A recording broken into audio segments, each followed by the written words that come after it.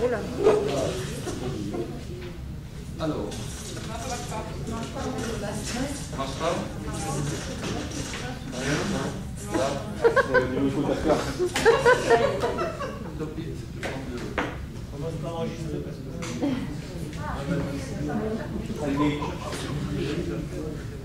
Alors, là c'est bon?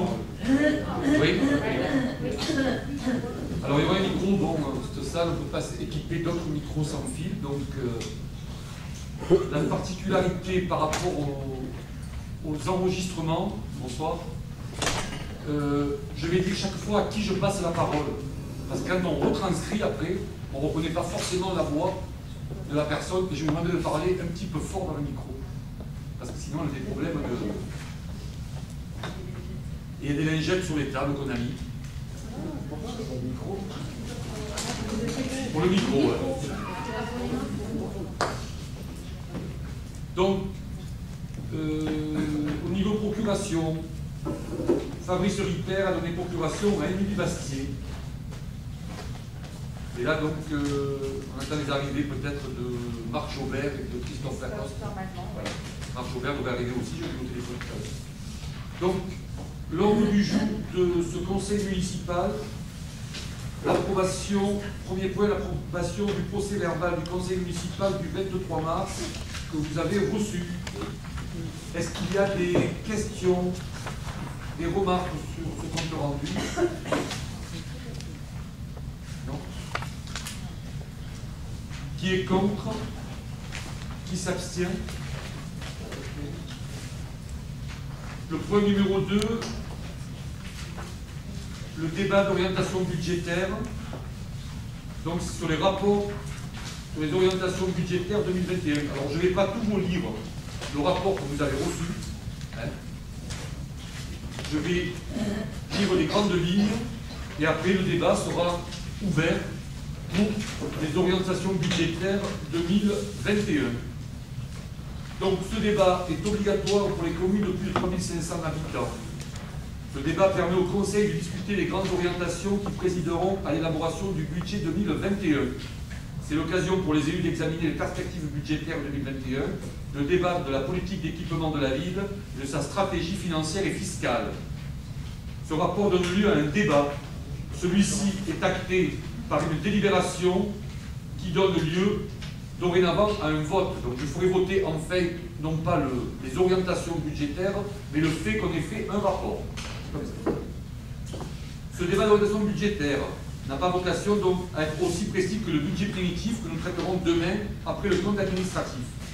Le détail des différents points abordés dans ce débat seront précisés lors de l'adoption du budget primitif 2021.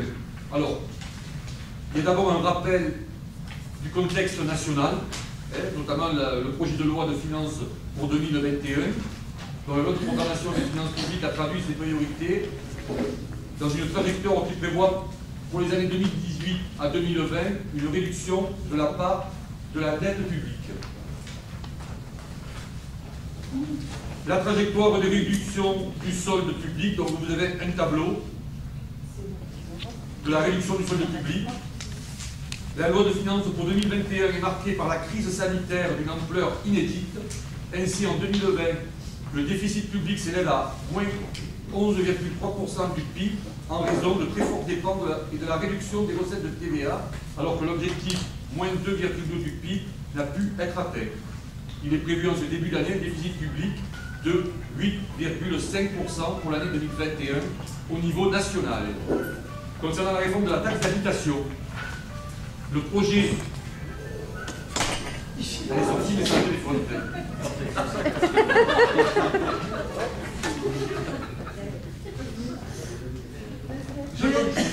Le projet de loi de finances 2021 finalise la proposition émise qui consistait à donner aux communes de la part de la taxe foncière des propriétés bâties versées actuellement au département. On va en reparler tout à l'heure quand on va parler de fiscalité. Pour les communes dont la nouvelle ressource est inférieure, cette baisse sera neutralisée par une compensation de l'État. L'étude financière de la DGFiP. Donc il avait été demandé une étude financière lors du dernier mandat auprès de la DGFiP qui s'est étalée de 2014 à 2018. Alors ça je vais le dire en entier parce que c'est très important. La poursuite de ce travail a été sollicitée auprès des services fiscaux pour les années à venir. En effet, les années 2016 et surtout 2017 datent de la dissolution de notre ancienne communauté de communes et de l'adhésion côté luxe se caractérise par la récupération de biens comme la nouvelle gendarmerie, avec un nouveau loyer de l'État comme produit de fonctionnement, par une augmentation de la dette, puisqu'un emprunt avait été contracté par l'ex-CCPL pour financer les constructions et les terrains de la cave coopérative vinicole qui ont fait l'objet d'un prêt volé par la CCPL en attendant leur vente aux promoteurs. Par l'adhésion de la commune à Cotélu, avec les transferts de compétences, transferts de personnel et de charges pour le secteur de la petite enfance, le tourisme dans un premier temps et le passage d'une fiscalité additionnelle à une fiscalité en taxe professionnelle unique, transfert des recettes de l'ancienne taxe professionnelle des entreprises à Cotélu, compensée par une attribution fixe d'attribution ou compensation à laquelle on va parler tout à l'heure. Cet état de fait a considérablement modifié la structure de nos ratios et nous vous renvoyons donc au rapport d'orientation budgétaire de 2018 et 2019 qui sont consultables en mairie. Sur la structure des charges réelles en 2020, ces charges réelles atteignent 3 590 424 € en 2020.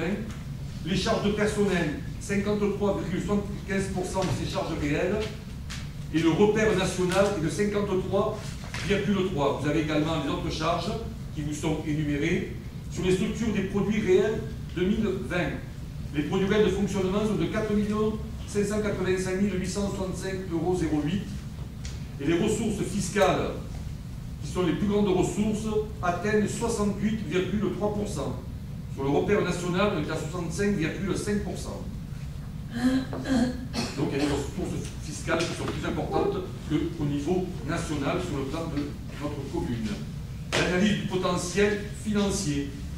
Ce ratio mesure la richesse théorique d'une commune. Sur la fiche de TGF 2020, le potentiel financier de la commune de Cadenet est de 3 632 846, soit un potentiel financier par habitant de 822,28 € quand celui de la strate démographique est de 960 €. La commune ayant un potentiel fiscal plus faible, l'État lui attribue des dotations complémentaires. L'effort fiscal est de 1,29 quand celui de la strate démographique est de 1,1073. La pression fiscale à Cadenet est supérieure à celle de la strate démographique. Il n'y a donc pas ou peu de marge de manœuvre, tout dépend comment on peut l'interpréter. Les taux d'imposition, qui n'ont pas évolué depuis 2016, excepté la taxe d'habitation qui est passée de 22,49 à 14,55 en 2017 en raison du changement d'intercommunalité et de régime fiscal que je vous ai parlé tout à l'heure. Les bases d'imposition, les marges de manœuvre se situent à un niveau car les bases des impôts sur les ménages sont inférieures aux moyennes de référence à l'exception des bases du foncier non bâti.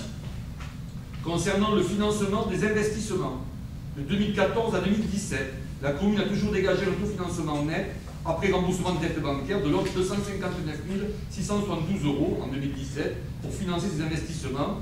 La situation de l'année 2018 est particulière puisqu'il a fallu assumer, que je vous parlais tout à l'heure, du prêt volé contracté par notre ancienne cave, par intercommunalité, mais c'est par rapport à la cave coopérative, la cession des terrains.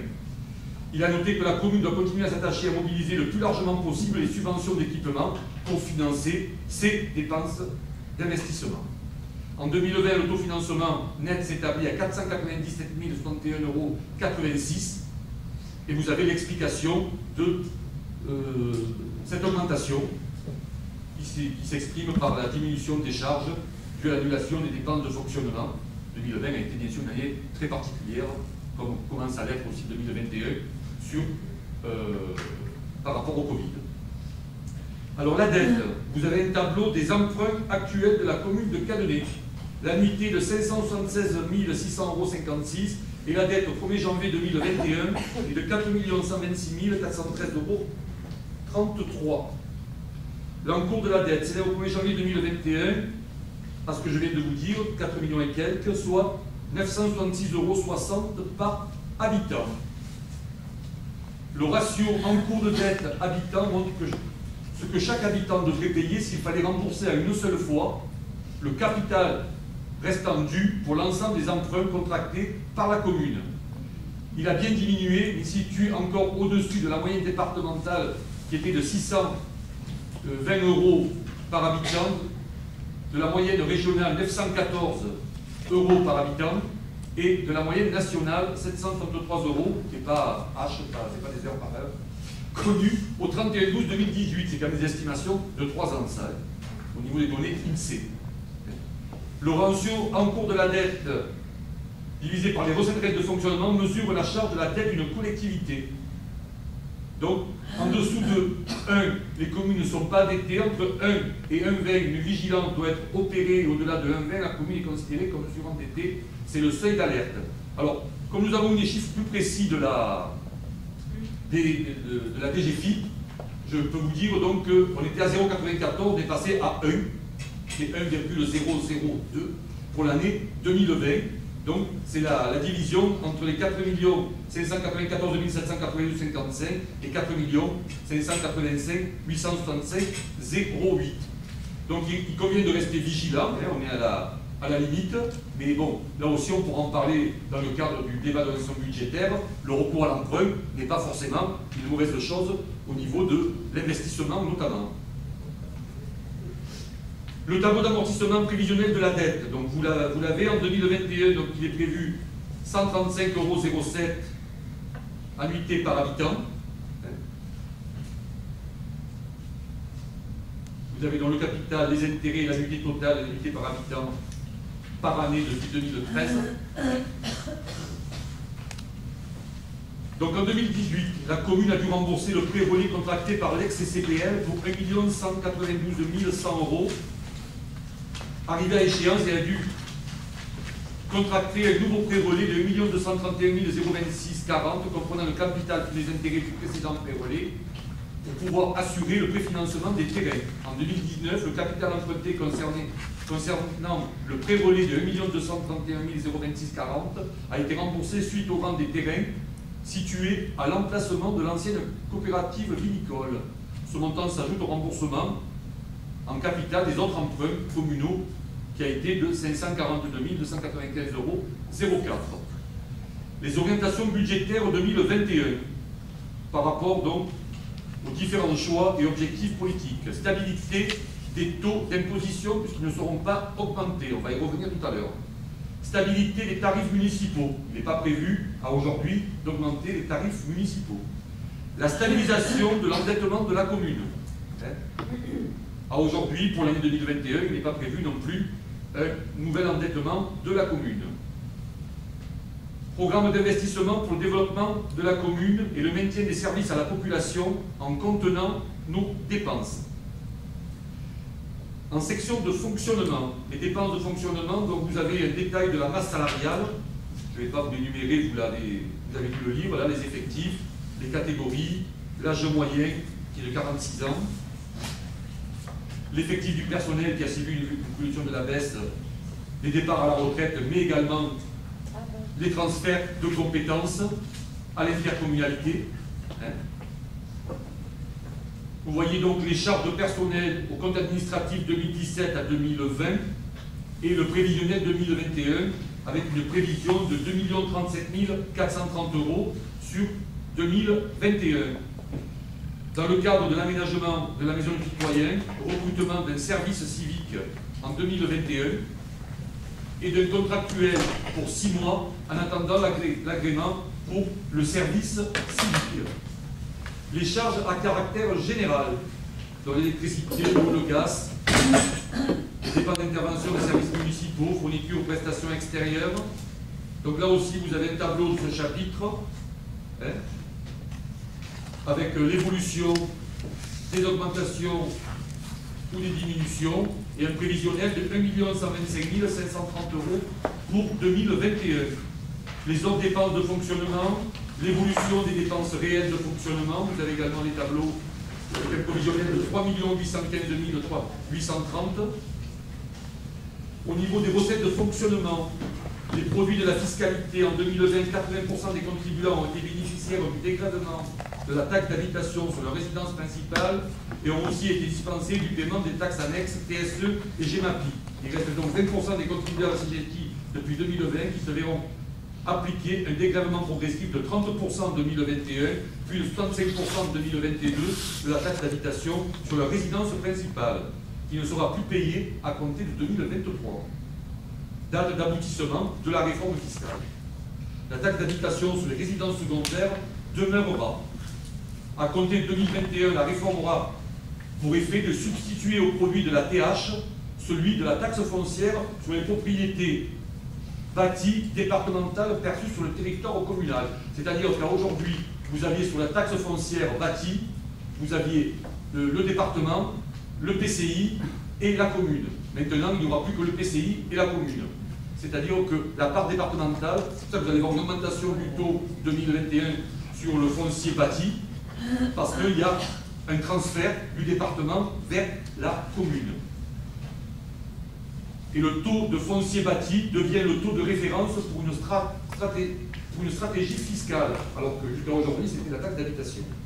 Maintenant, ça devient le foncier bâti, le taux de référence.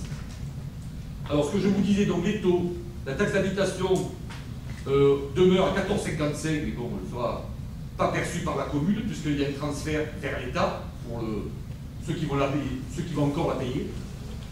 La taxe foncière bâtie, donc de 19,28, elle est à 34,41. C'est ces 15% de plus qui étaient avant perçus par le département, qui seront aujourd'hui perçus par la commune, pour compenser une partie de la taxe d'habitation que nous n'aurons plus. Et sur le foncier non bâti, 62,89, le taux reste le même.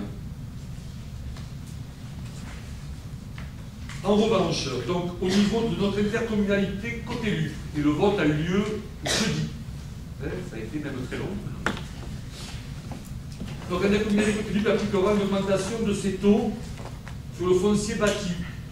Alors, en 2021, nous passerons à 1,182 contre 0,737 en 2020. Sur le foncier non bâti, de 4,57, on passe en 2021 à 5,02. Le taux de la CFE, la contribution foncière des entreprises, demeure à 35,16.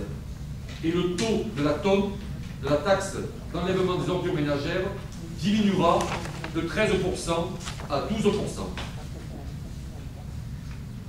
Le produit des impôts, taxes d'habitation, taxes foncier bâti et non bâti, en 2020, s'est élevé à 1 978 203 €, mais en net à 1 786 707, auxquels s'ajoutent les compensations d'exonération de l'État de 135 968 €, ce qui forme le global de la fiscalité communale. Ça représente 39,72% des recettes réelles de fonctionnement. D'autres recettes fiscales s'ajoutent: rôle supplémentaire, fonds départemental des droits de mutation à titre onéreux, l'attribution de compensation de l'intercommunalité constitue le volet fiscal et représente en 2020 64,88% des recettes réelles de fonctionnement. Cette attribution de compensation versée par Cotélu, ça vise à compenser la perte de fiscalité transférée de laquelle est déduite le coût de compétences transférées à l'intercommunalité. Au 17 septembre 2018, suite à une délibération, et depuis, on touche 942 978,64 €. Elle sera revue à la baisse puisqu'on va nous soustraire 4 561,83 € qui correspond à l'augmentation du coût des prestations du service d'influxion du droit des sols. Et comme je le disais en commission de finances, je n'étais pas d'accord en conférence des maires pour que ça soit l'attribution de compensation qui soit touchée de cet impact, vu que l'urbanisme n'est pas une compétence transférée à l'intercommunalité, c'est un service rendu. Donc, cette attribution de compensation ne concerne que les compétences transférées. Et comme j'étais le seul maire à ne pas vouloir ça, donc ça a été appliqué. La dotation globale de fonctionnement, appelée très souvent la DGF. Donc pour l'instant, aucune information. Voilà, donc quand le DOB a été réalisé, on ne l'avait pas, mais vous le verrez sur le budget primitif. On ne sera plus une estimation, mais on sera des données plus réelles. Donc vous regardez le total des recettes de fonctionnement depuis 2017. avec les divers chapitres. Dans le chapitre 17, c'est le remboursement des frais de mise à disposition de personnel transféré, mais géré par la commune, et de certaines charges, électricité des bâtiments. Le chapitre 73 concerne la fiscalité. Le chapitre 74 est relatif aux dotations et subventions de l'État et de la caisse d'allocation familiale, en constante diminution. En effet, le contrat enfance-jeunesse devient intercommunal à compter de 2020. Et la commune ne perçoit plus que le montant afférent au secteur enfance, puisque la petite enfance et la jeunesse sont transférés à l'intercommunalité. Et l'augmentation du chapitre 75, constatée en 2017, est due à la perception des nouveaux loyers de la gendarmerie et de la délégation du service public du camping, l'absence de location des salles du foyer rural et le diminuer les recettes en 2020, toujours dû à la crise sanitaire. Alors, dernier chapitre, la section d'investissement avec les dépenses d'investissement. Donc ça, c'est les projets en accord avec la politique communale que nous avons décidé de suivre. La section d'investissement prévisionnel pour 2021 s'élève à 2 717 546, dont 709 607 restent réalisés en dépenses 2020, qui sont reportés sur le BP 2021. De nombreux travaux de rénovation des bâtiments communaux sont prévus, notamment sur les menuiseries, les toitures de l'école maternelle et de la maison du citoyen. Une demande de subvention a été sollicitée de l'État dans le cadre du plan de relance et rénovation énergétique. Suite à un rapport de la commission d'hygiène et sécurité des services départementaux et une étude de bureau d'études, des travaux de mise aux normes et de réaménagement de la cantine sont envisagés. Une demande a aussi été sollicitée auprès de l'État au titre de la DSIL. Donc, là, c'est une subvention de l'État. Sur ces deux subventions, je pense qu'avec mes derniers échanges avec la sous-préfète, nous devrions avoir des subventions, mais ça reste à confirmer, sur ces deux projets de la cantine et des rénovations de l'école maternelle, toiture et de la maison du citoyen. À l'école primaire, l'achat de tablettes et VPI est prévu avec le financement de l'État, toujours dans le cadre de la dotation de soutien à l'investissement local. L'acquisition au département du bâtiment La Glaneuse, afin de continuer à abriter l'association du temps du renouveau, a été reportée, et on devrait quand même signer en 2021, là, quand le département nous sollicitera, et sera en partie financée par une dotation d'équipement des territoires ruraux que nous avons eue, qui est, je crois, de près de 50 ou 60 000 euros. 57 000, je crois exactement. Au niveau de la voirie, une première tranche de travaux est prévue pour la réalisation de la mise en sécurité d'une partie du boulevard de la Liberté, suite à l'avant-projet sommaire réalisé par le bureau d'études en 2020. Une subvention au titre de la DETR 2021 a été déposée, là c'est beaucoup moins évident. Le financement du département dans le cadre du contrat plan pourrait être également mobilisé en termes de subvention. L'agenda de programmation de l'ADAP continue, tel qu'établi en 2016, avec des travaux des tennis et normalement également de la maison du citoyen, prévu pour 2020 mais reporté en 2021.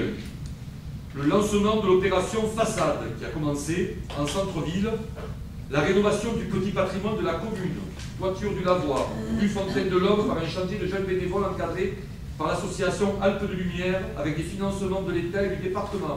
La réfection prévue de la fontaine rue Kléber. L'étude du presbytère sera financée en partie par l'État, par la DRAC, suite à une réponse positive à notre demande de participation.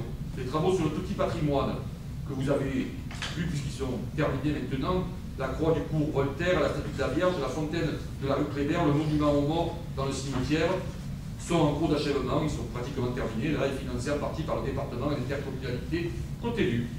D'autres travaux, comme la poursuite de la vidéoprotection, seront proposés également dans ce budget. Pour tous ces points, on pourra en évoquer d'autres si vous le souhaitez.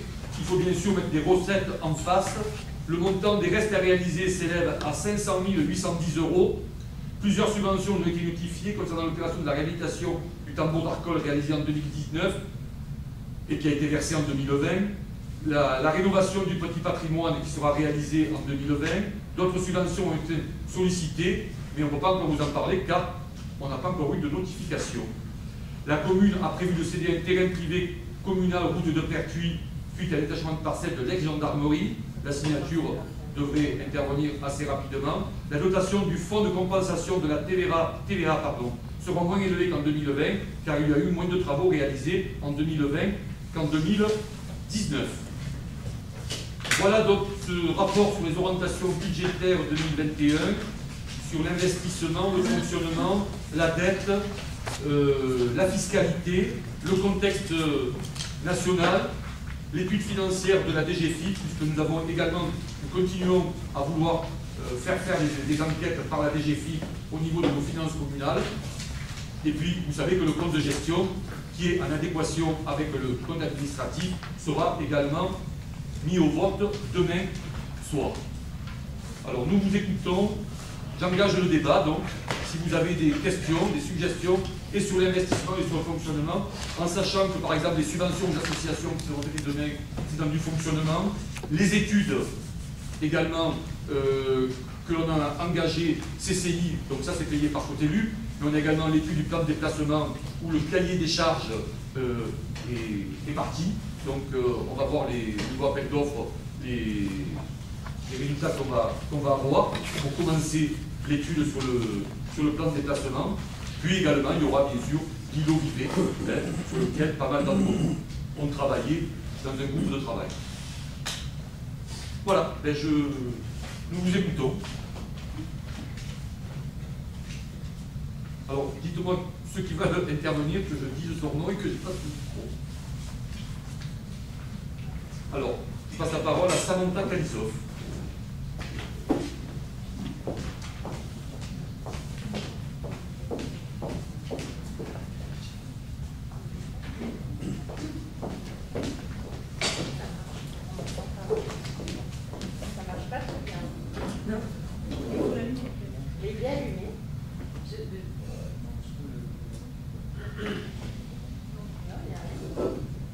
Est-ce que ça marche? Oui. Voilà, ça marche? Bon, je vais essayer comme ça. Alors moi j'avais une question par rapport aux emprunts. On voit qu'il y en a donc des emprunts qui ont été contractés il y a longtemps, qui ont des taux du coup assez importants, et donc je me demandais s'il n'était pas possible pour certains de négocier ces taux aujourd'hui afin de faire baisser surtout ces taux aujourd'hui, on sait qu'ils sont très bas. Alors, ils avaient été déjà révisés, c'est vrai qu'on pourrait encore les réviser, notamment celui-là de 25 ans du foyer rural à 4,53, il était beaucoup plus important, et je crois que oui, on pourrait essayer d'engager une négociation pour les... Oui, tout à fait. Ah, oui. On voit vraiment une bon, je ne sais pas si on pourra tomber à 0,84, enfin, si on pouvait tomber à 2, ça serait bien. Ok.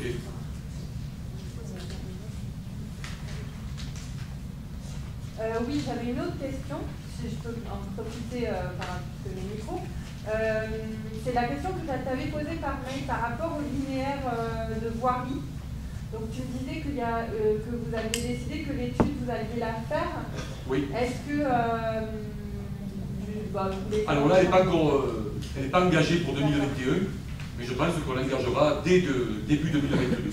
Ou alors, si on peut faire une décision modificative, on l'engagera sur 2021, puisque vous verrez demain dans le budget qu'il y a quand même des dépenses imprévues, où on met des sommes exprès, ou par exemple, voilà, on pourrait le faire pour ça. Pourquoi pas l'engager dès qu'on peut, et peut-être plus tôt. Ouais.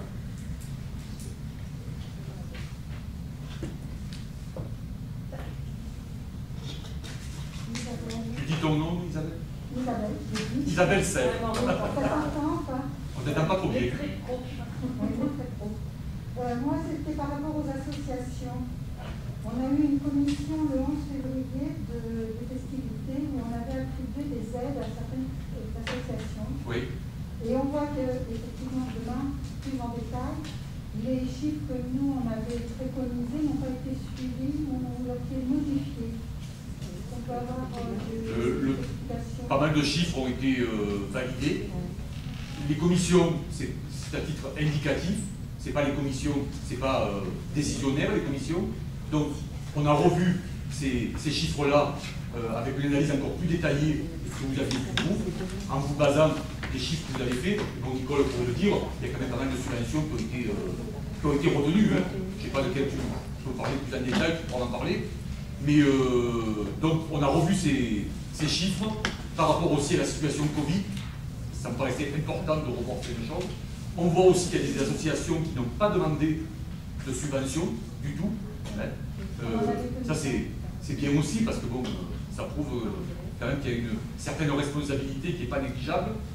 Bon, certaines, oui, ont pu être modifiées. Donc demain, il y aura le vote des subventions et à chacun de se prononcer. Donc on met toujours une marge supérieure à ce que fait ce total. Un total qui va à 65 000, environ 65 689. Et il y aura un budget de fait de 73 000 € pour ces subventions. Voilà, c'est une subvention exceptionnelle demandée dans l'année. On pourra y pallier pour éviter de faire une décision modificative. Ça veut dire que demain, on verra plus en détail chaque association. Alors demain, Nicole va présenter toutes ces subventions et bien évidemment, si vous voulez en débattre pourquoi telle subvention a eu ça, on pourra également... voilà. Moi, je voulais aussi intervenir parce que dans le budget d'investissement, on met les caméras. Oui. Et je vois que sur le budget, on en est déjà à 105 888 €. Oui, c'était l'année 2020. Donc on sera 85 000, plus un report de 5 000 € je crois, sur 2021. C'est énorme, enfin, c'est une somme énorme, je trouve. Oui, mais nécessaire. À nos yeux. Avec un retour sur investissement. Le principal du collège peut en témoigner, mais d'autres acteurs de la vie locale peuvent en témoigner. Et à titre préventif, pas à titre répressif. Voilà. Voilà.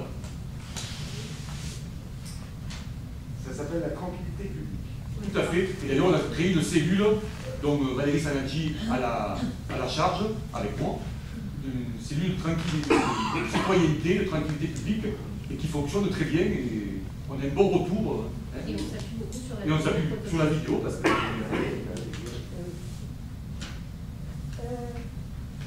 Il y a une autre question, Isabelle? Non? Est-ce qu'il y a d'autres questions? Moi, j'aurais aimé aussi que dans l'investissement, on puisse mettre un petit peu quelque chose sur la zone blanche que va devenir la médecine sur la commune.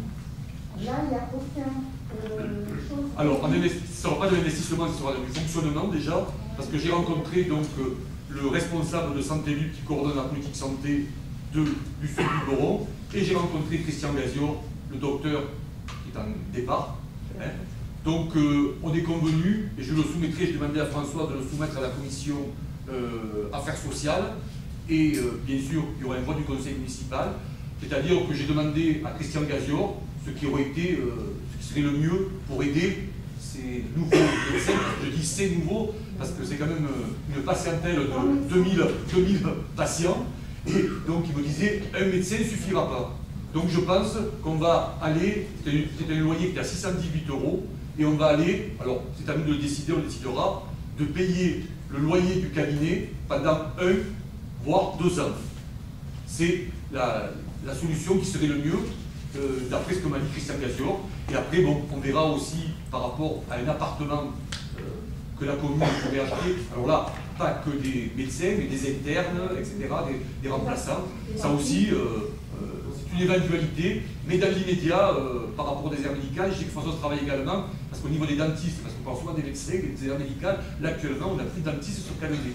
Donc là aussi, on va travailler, mais dans l'investissement, ça sera dans le fonctionnement, c'est des dépenses celle-là qui sera prévue sur le paiement de loyer pour l'aide qu'on pourrait apporter à ces 2 médecins. J'espère qu'on va arriver à en avoir 2. Et ça va soulager également les 3 autres qui restent, parce que c'est quand même pas évident pour éviter qu'ils partent loin. Parce que comme l'expliquait Christian Gazior, s'ils partent, c'est les spécialistes, c'est les kinés, c'est les pharmaciens, c'est les infirmières qui vont aussi subir une érosion de leur clientèle. Et ça, bien sûr, il n'en est pas question. Merci Isabelle. Est-ce que quelqu'un veut intervenir? Vous prenez le micro. Non, sinon je le reprends, si personne ne peut parler.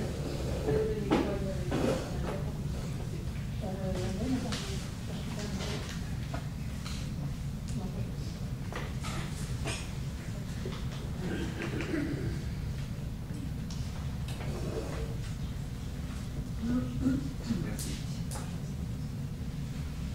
Donc, Alors, il y a des points, par exemple, si vous voyez, j'avais parlé d'un groupe de travail sur l'osier. On travaillait avec un État combattant, donc on va le mettre en place, je pense, d'ici la fin du mois d'avril pour travailler avec l'association sur ce projet-là. Donc, bon, ça fait partie quand même du débat budgétaire, parce que je pense que même si au départ, ça ne va pas être forcément une dépense pour la commune, après on va voir, il y a des études complémentaires à faire, donc on peut aider l'association à faire des études, et puis on va voir qui est porteur du projet également, parce que ça pour l'instant on ne sait pas si c'est l'association, les collectivités, la commune, ou des partenariats à plusieurs. Donc ça on va voir.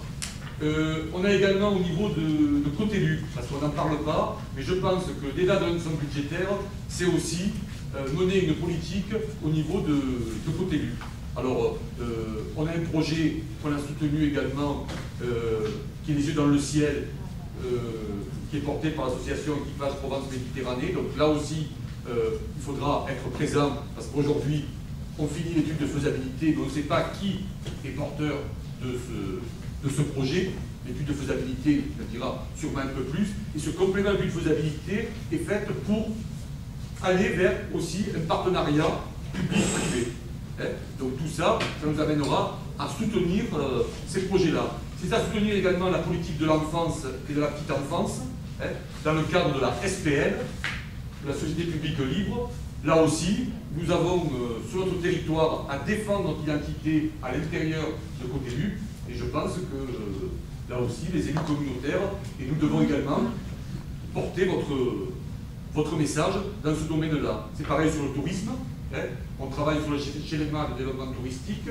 Émilie est dans mon groupe de travail et représente Cadonnet et l'ensemble de la communauté des hébergeurs, etc., du tourisme, des restaurateurs, des bars, etc., tout ce qui est lié au tourisme, des boutiques. Donc là aussi, le dynamisme de Cadonnet passe par une véritable politique touristique sur l'ensemble de l'intercommunalité. Alors, avec Marc qui s'occupe de la vie économique donc, et de l'environnement, redynamiser le centre-ville, bon, que le lance n'est pas toujours évident avec le Covid, mais on a des pistes, etc. La zone artisanale, là aussi, on y travaille, mais tout ça ne peut pas être sorti du contexte de la politique communale, parce que c'est quand même étroitement lié. Voilà ce que je voulais rajouter. Est-ce que vous avez d'autres remarques et d'autres questions sur ces orientations budgétaires 2021? Alors, je ne fais pas voter donc le rapport, puisque c'est pas ce que me dit la loi, mais je fais voter donc le fait qu'on ait fait un débat. Alors, qui est contre? Qui s'abstient? Donc voilà, nous avons fait un débat, merci, il a été approuvé à l'unanimité, le fait de faire un débat. Je passe donc au point 3, les questions diverses. Donc, j'ai reçu des questions de Cadonnet à venir. Deux questions. Donc, je lis la première question. Pourquoi n'y a-t-il pas pu avoir de service minimum de cantine durant la dernière semaine d'école, durant la période de confinement? Alors, je passe la parole à la spécialiste, Valérie.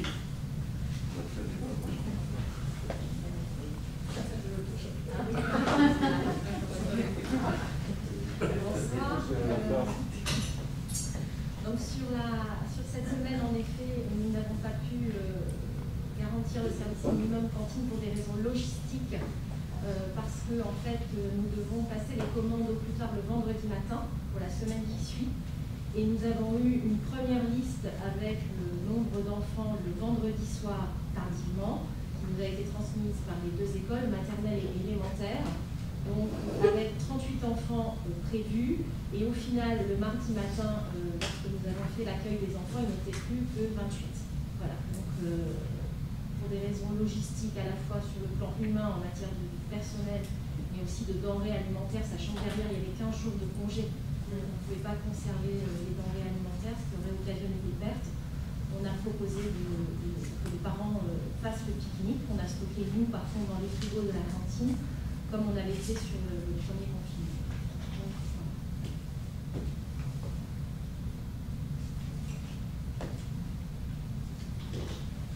La deuxième question, est-ce que quelque chose est prévu pour permettre un accueil des enfants, des soignants pour les vacances prématurées durant les 2 semaines qui arrivent? Un accueil par la commune ou par le centre de loisirs?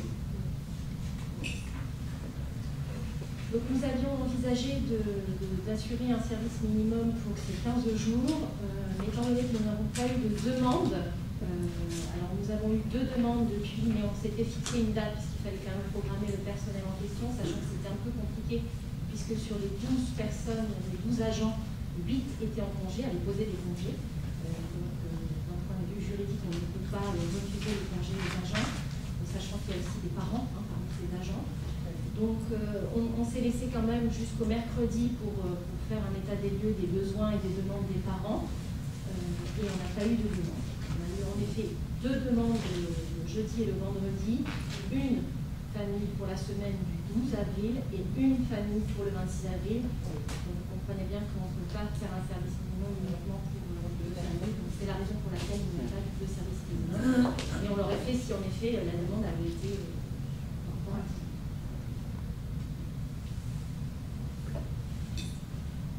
Très bien.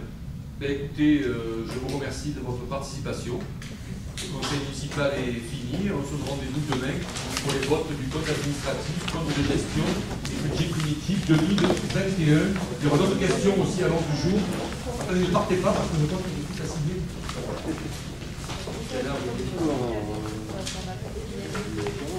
Et demain, si vous voulez, on parlera de compte élu, puisqu'on en parle normalement à chaque conseil. Du coup, on avait parlé de lettre 3. Oui. Juste, est-ce qu'il y a eu une décision sur les élections régionales et départementales Alors, il y a eu une consultation des maires. Ouais. J'ai répondu à la question hier par Internet. Une grande majorité de maires sont favorables à ce que soient maintenus les 13 et 20 juin. Donc pour l'instant, on s'oriente vers ça. On attend une décision définitive. S'il y a des changements, on vous le dira.